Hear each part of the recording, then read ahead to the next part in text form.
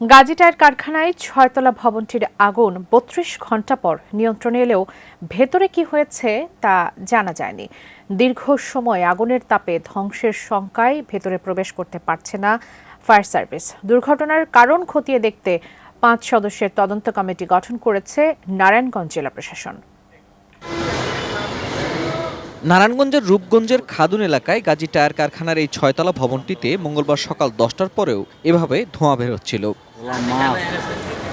৩২ ঘন্টার চেষ্টায় আগুন কিছুটা নিয়ন্ত্রণে এলেও তাপ অনুভব হচ্ছিল বাইরে থেকেই। ফায়ার সার্ভিস যখন পানি দিয়ে ভবনের আগুন নিয়ন্ত্রণে কাজ করছে, তখনও কারখানার মধ্যে লুটপাট চলছিল। কি হয়েছে বা হচ্ছে সেদিকে নজর নেই তাদের। যা পাওয়া যাচ্ছে তাই নিয়ে যাচ্ছিলেন তারা। এটা তো লইয়া যাবো দোকানে।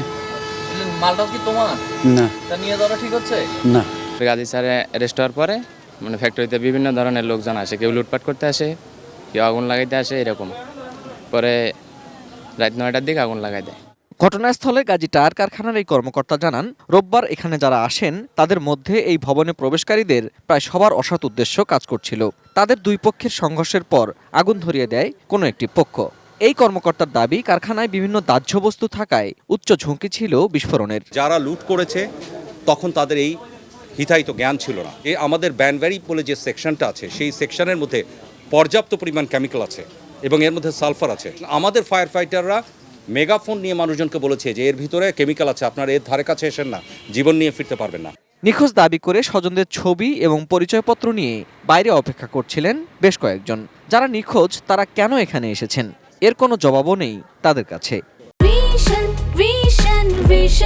100% কপার কন্ডেন্সারে তৈরি ভিশন ফ্রিজ, তাই গুণে মানে অটুট থাকে বছরের পর বছর। এখন আসছে দেখতে, বন্ধুদের সাথে আসছে দেখতে, এই যার ভিতরে আটকা পড়ছে। কই আমার ছোট ভাই কয় ভাইয়া তুমি যাও না, এনকার পরিস্থিতি বলে ভালো না, যাও না। আর এই বন্ধু কয় আয় তো দেখেই কিছু হইতো না। এখন কি সে এখানে আসছে না কোথাও কি হয়েছে এটা আমরা মনের এখন কোনো ডিসিশন দিতে পারতেছি না। ফোন দিয়ে শেষবার মনে বলছে যে আমার বাঁচাও, আমি গাজী গ্রুপ ফ্যাক্টরিতে ভিতরে আটকা পড়ে গেছি গা।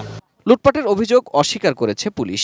নিহত বা নিখোঁজদের সংখ্যা কত হতে পারে তাও জানাতে পারেননি তারা। শিল্প প্রতিষ্ঠান তো এখানে পুলিশের একটা ইউনিট এখানে অবস্থান করতেছে এবং তারা একটা ক্যাম্প করেছে। তো আমাদের গতকালকে আমাদের সিনিয়র স্যাররা বলে গেছে, আপনারা এই ক্যাম্পের মাধ্যমে চেষ্টা করবেন যে এখানে যদি কোনো রকম কোনো মিসিং কোনো বিষয় আসে তাদের একটা তালিকা প্রস্তুত করার জন্য।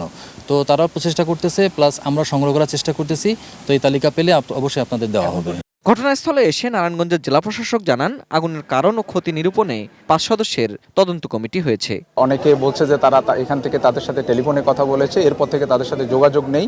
তো এটিও আসলে যেহেতু এখানে কেমিক্যাল ছিল, এই অগ্নিকাণ্ডের ঘটনাটি পুরোপুরি নিয়ন্ত্রণে আসলে তারপরই আসলে তদন্ত করে বলা সম্ভব। Ferdous Rahman, ATN news, Dhaka.